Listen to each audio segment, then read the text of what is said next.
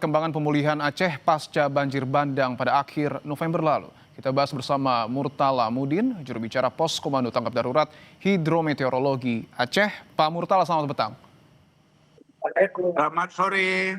Baik, Pak Murtala, sebulan pasca bencana, apakah masih ada daerah yang belum tersentuh oleh pemerintah di Aceh, Pak? Kalau yang belum tersentuh sudah tidak ada, cuman kan belum maksimal. Ada beberapa daerah yang jalur daratnya masih belum bisa dilalui kendaraan roda 4. Oke, artinya masih ada area-area ataupun akses yang putus, Pak, di Aceh? Ada masih. Tadi pagi kan saya baru saja dapat laporan tentang namanya Rantau Bidari di Aceh Timur itu harus sekarang karena jembatan sudah putus, logistik atau apa saja dikirim ke sana melalui jalur sungai. Oke, melalui jalur sungai pengiriman logistik. Bahwa kita tahu pemerintah pusat salah satu fokusnya adalah membangun jembatan. Apakah di Aceh Timur tersebut sudah ada rencana, Pak, untuk membangun jembatan sementara? Sudah. Ada yang sudah lagi konstruksi jembatan Bailey, ada beberapa yang sedang disiapkan. Oke, selain jembatan, Pak, bantuan apa yang mendesak untuk saat ini? Yang kalau dibilang mendesak, semua masih mendesak, yang terutama pakaian ya bagi para korban. Pakaian Jadi ya, Pak, kami ya? kan baru saja ketemu dengan korban berdampak di Kecamatan Kejuruan Muda di Aceh Tamiang. Itu mereka terutama yang laki-laki kan ketiadaan pakaian, masih kurang pakaian.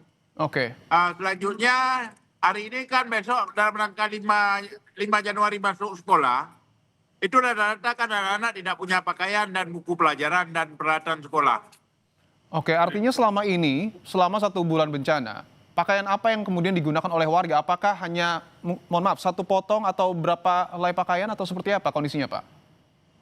Ya, pakaian bekas memang, pakaian ada mereka pakai pakaian sumbangan-sumbangan dari banyak orang, pakaian bekas. Tapi kan rata-rata kan mereka kadang-kadang ya ada ketidakcocok ukuran dan yang paling banyak kan pakaian wanita, sehingga yang laki-laki itu kekurangan pakaian. Tadi kan termasuk anak sekolah. Baik, pakaian laki-laki dan anak sekolah ini mendesak ya, Pak, ya.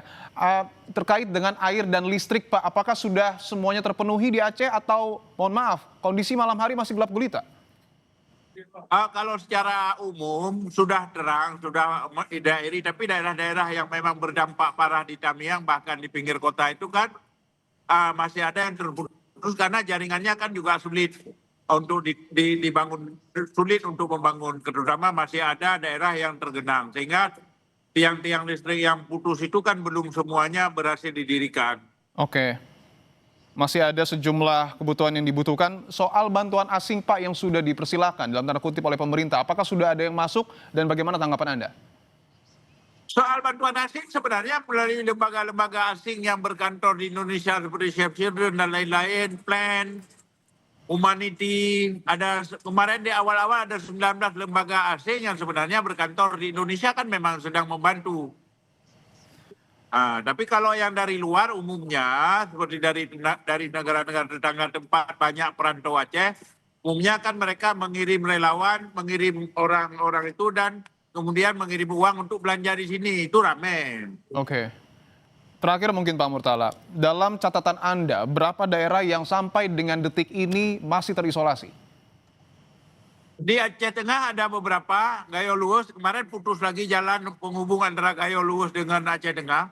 Saya pikir ada sekitar 10% lagi daerah-daerah berdampak yang belum normal hubungan daratnya.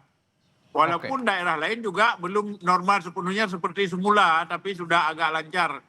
Ini akan sangat mendukungkan perbaikan ekonomi di sini.